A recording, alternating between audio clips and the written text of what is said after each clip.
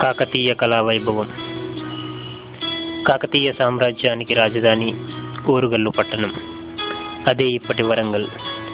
ఎన్నో కళాఖండాలకు నిలయం. అందులో ముఖ్యమైనవి 1000 స్తంభాల గుడి, రామప్ప గుడి, వరంగల్ కోట.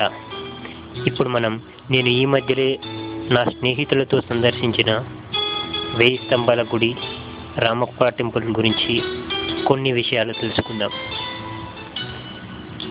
ఇప్పుడు మీరు చూస్తున్నది 1000 స్తంభాల గుడి. ఇది హనుమకొండలో నెలకొని ఉంది. ఈ దేవాలయ సముదాయము కాకతీయ రాజు మొదటి రుద్రదేవుడు క్రీస్తు శకం 1163లో నిర్మించినట్లు శాసనము కలదు.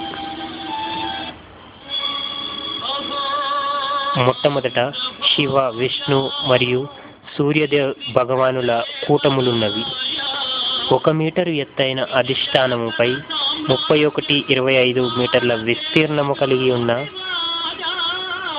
జగతి పైన ఈ త్రికూటాలయములు చేర్చుచు శిల్ప నైపుణ్యముతో అలలారు నాట్య మండపము కలదు. దక్షిణమున ఎత్తైన ద్వారశాల, కక్షాసనములతోడి 1000 స్తంభముల మహామండపము, ఈ రెండింటి మధ్య ఉన్నతమైన పీఠము పైన నందీశ్వరుడు, చక్కని సోపానములతో ప్రాంగణము ఈ సదుపాయమునకు శోభనిచ్చుచున్నవి.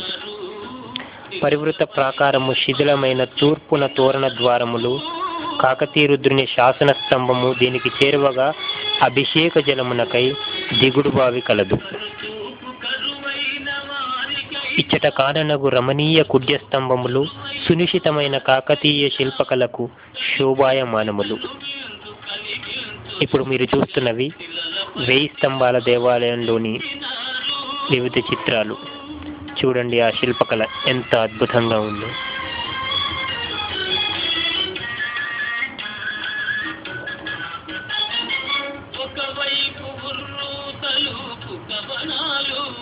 కాకతీయ రాజుల ప్రధాన నగరం, రాజధాని ఓరుగల్లు. కాకతీయులు క్రీస్తు శకం 1083 నుంచి 1323 సంవత్సరం వరకు రాజ్యాన్ని పరిపాలించారు. ఓరుగల్లు నగరాన్ని ఏకశిలా నగరం అని కూడా పిలుస్తారు.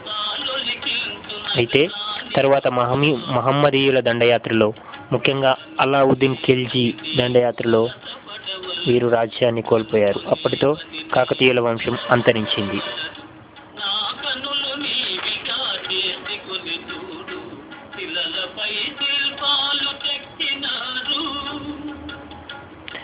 అత్యద్భుతమైన శిల్పాలు ఈ దేవాలయం సొంతం.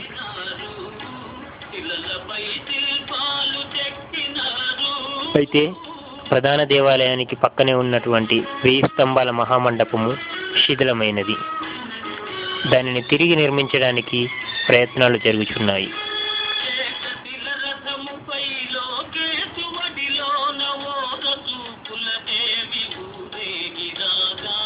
ఇది దేవాలయానికి కుడి వైపున కల శిల్పాలు.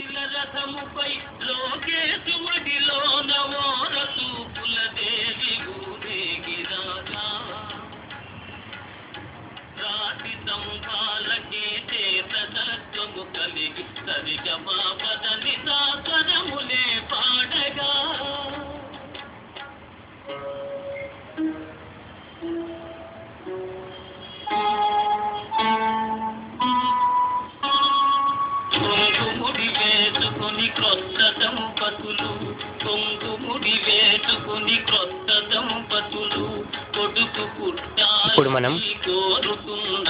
వరంగల్ నగరానికి అతి సమీపంలో ఉన్న రామప్ప దేవాలయం వద్దకు వెళ్దాం. పక్కనేటువంటి రామప్ప చెరువును కూడా చూసి వద్దాం.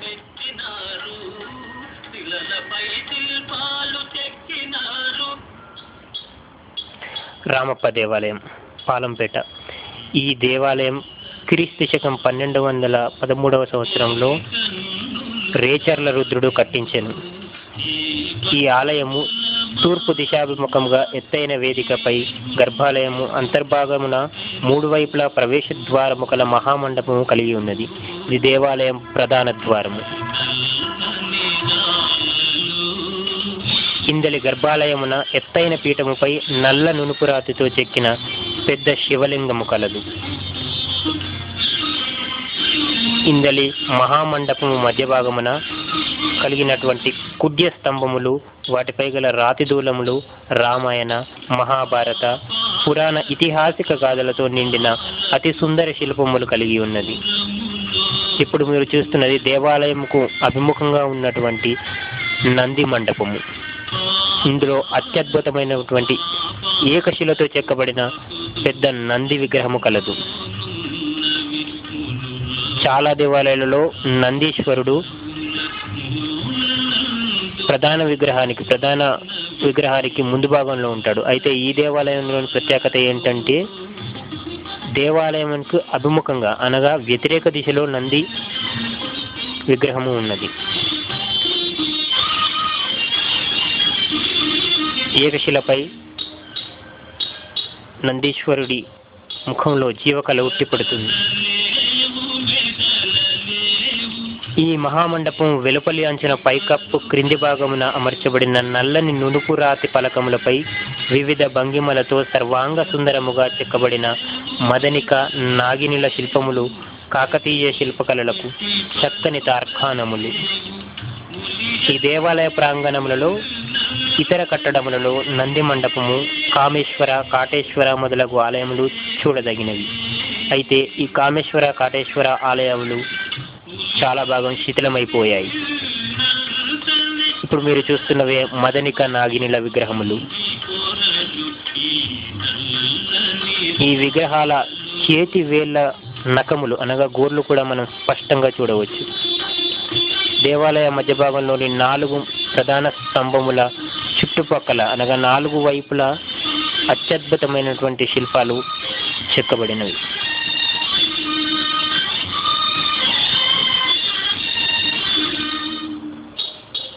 ఇవే మదనిక, నాగినిల విగ్రహములు.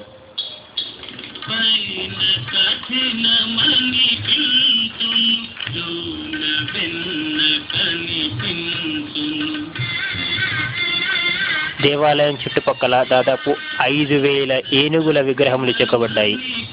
అయితే ప్రతి విగ్రహానికి ఏదో ఒక మార్పు ఉండడం వల్ల ఏ ఏనుగు విగ్రహం కూడా సమానంగా ఉండదు. అదే ఆ శిల్పి గొప్పతనం.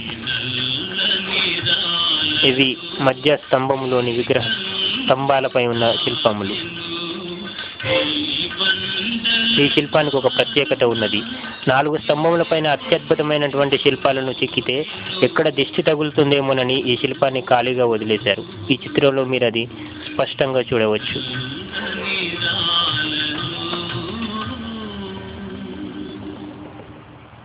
ఈ దేవాలయం పైభాగంలో ఉన్నటువంటి శిల్పాలు.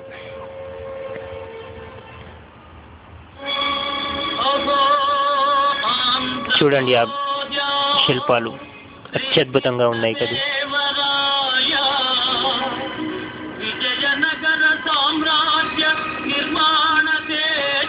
దేవాలయ గర్భాలయానికి ముందు భాగంలో ఒక అత్యద్భుతమైనటువంటి శిల్పం కలదు.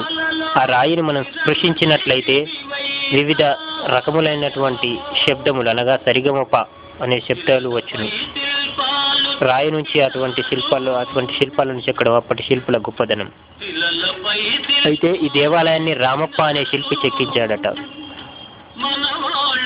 రేచర్ల రుద్రుడు ఈ రామప్పను కర్ణాటక నుంచి రప్పించాడు. అతడు హిందీ శైలిలో అత్యద్భుతమైనటువంటి దేవాలయాన్ని నిర్మించాడు. ఒక శిల్పి పేరుగా దేవాలయాన్ని చెప్పుకునే పేర్లలో ఇదే ప్రథమమైనదని మనం చెప్పుకోవచ్చు. ఈ దేవాలయాన్ని రామప్ప దేవాలయంతో పాటు రామలింగేశ్వర ఆలయము అని కూడా పిలుస్తారు. ఇది వరంగల్కు సుమారు 77 కిలోమీటర్ల దూరంలో ఉంది. అయితే అల్లావుద్దీన్ ఖిల్జీ దండయాత్రలో చాలా శిల్పాలు వాటి రూపును కోల్పోయాయి. ఇది గోపికా వస్త్రాపహరణం. పున్న చెట్టుపై కూర్చున్నటువంటి ఆ శ్రీకృష్ణుని మనం ఈ శిల్పంలో స్పష్టంగా చూడవచ్చు. ఇది పేరిణి నాట్యానికి సంబంధించిన చిత్రములు.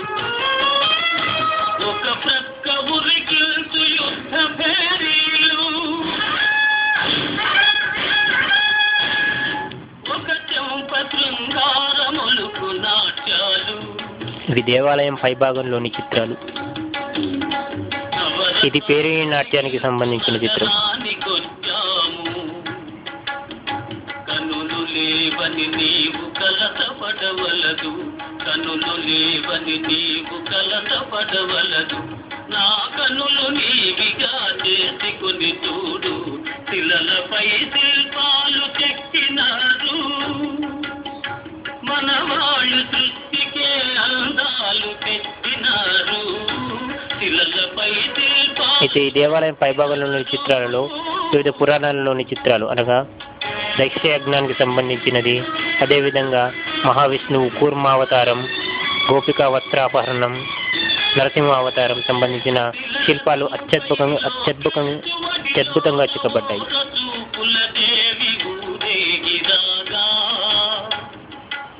ఈ దేవాలయంలోని ప్రధాన స్తంభాలు.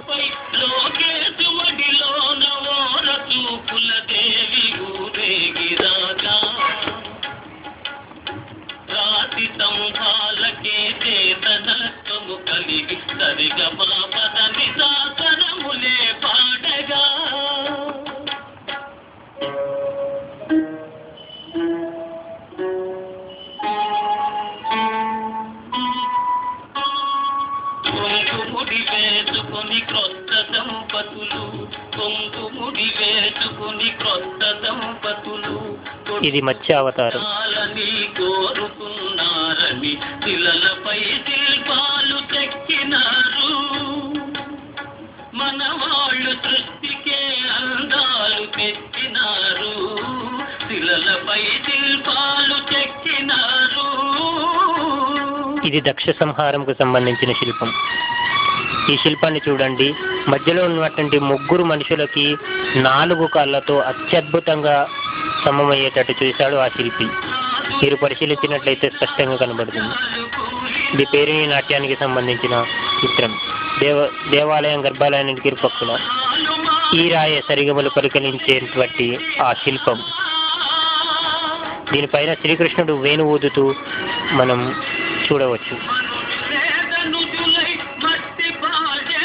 ఇది గోపికా వస్త్రాభరణానికి సంబంధించిన శిల్పం.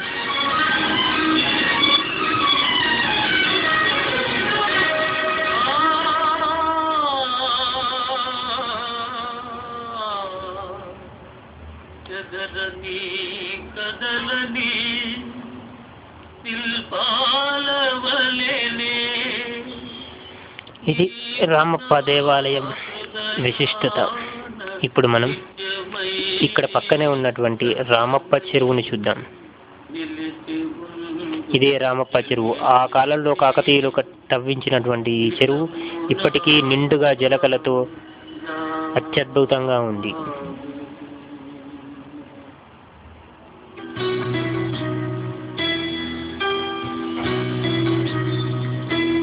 నాణ్యమైన చిత్రాలను అందించినటువంటి మా గురువు గారు శ్రీనాథరెడ్డి పప్పు గారికి, మా సహోదరుడు శ్రీనివాస రాంపల్లికి నా ప్రత్యేక ధన్యవాదాలు.